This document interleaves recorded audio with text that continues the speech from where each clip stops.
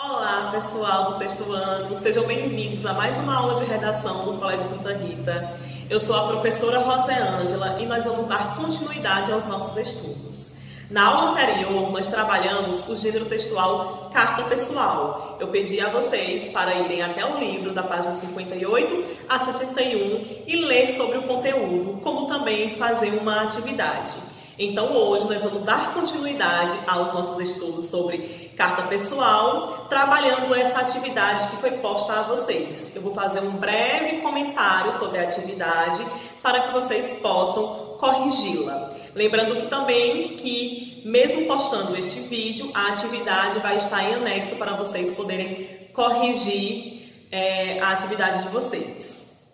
Então, na página 58, nós temos uma carta. E nessa carta nós temos um remetente e um destinatário, né?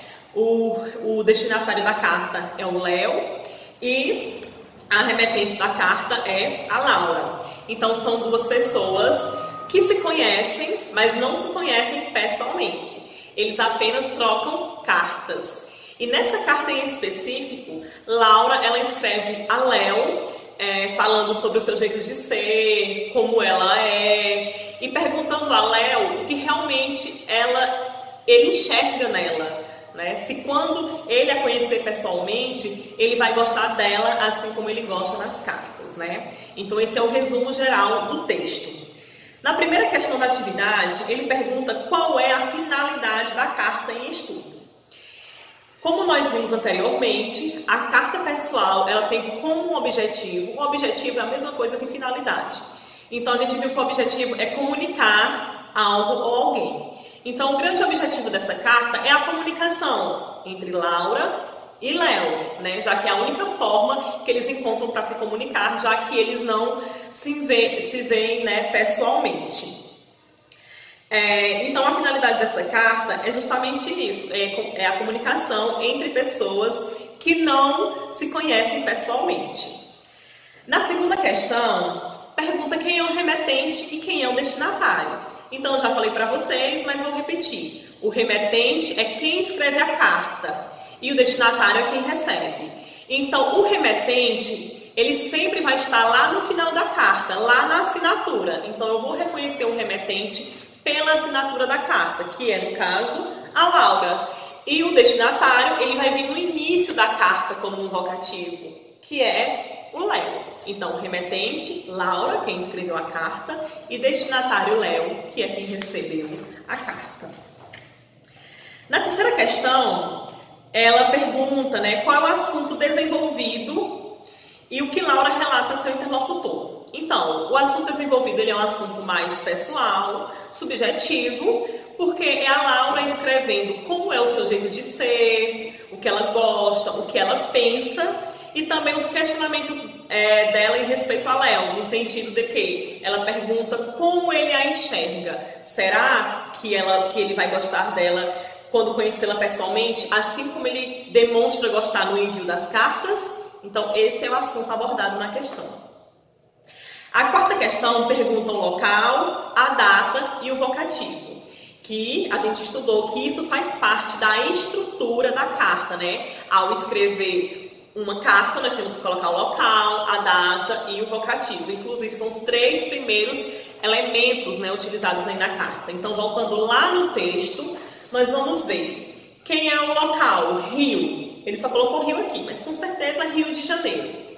Pergunta a data, 3 de junho. E quem é o vocativo? O vocativo é a pessoa que ela chama na carta, então é o Léo, tá?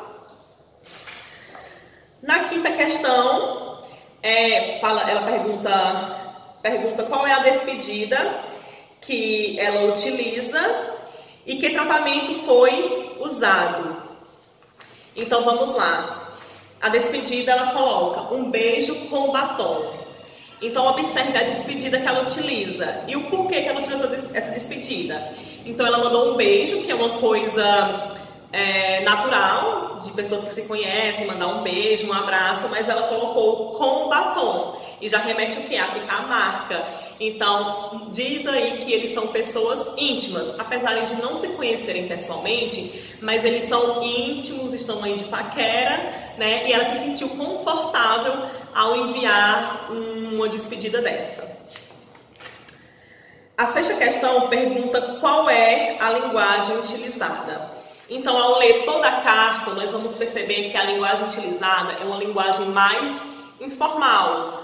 Por quê? Porque são duas pessoas que têm intimidade.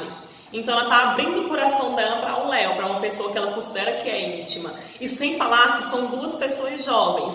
Então, é claro que eles vão utilizar uma linguagem mais informal e aí com algumas gírias, né, que é normal da idade.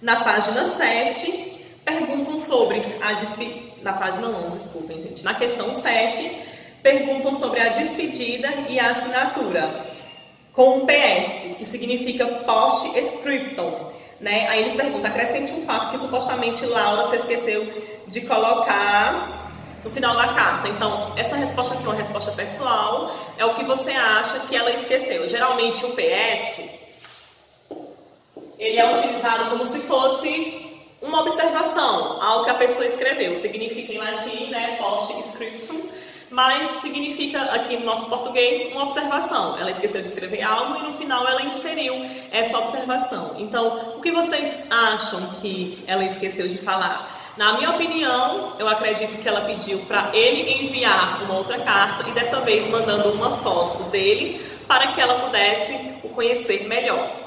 Mas aí fica a critério da imaginação de vocês. A nossa atividade é essa. Como eu já falei, eu vou deixar o arquivo com as respostas para vocês poderem corrigir melhor ainda a atividade de vocês.